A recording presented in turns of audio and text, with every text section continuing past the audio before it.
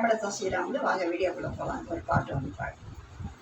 கண்கள் இரண்டும் என்று உம்மை கண்டு பேசுமோ, கண்கள் இரண்டும் என்று உம்மை கண்டு பேசுமோ, காலம் இனிமேல் நம்மை ஒன்றாய் கொண்டு சேர்க்குமோ, காலம் இனிமேல் நம்மை ஒன்றாய் கொண்டு சேர்க்குமோ, கண்கள் இரண்டும் என்று உம்மை கண்டு பேசுமோ.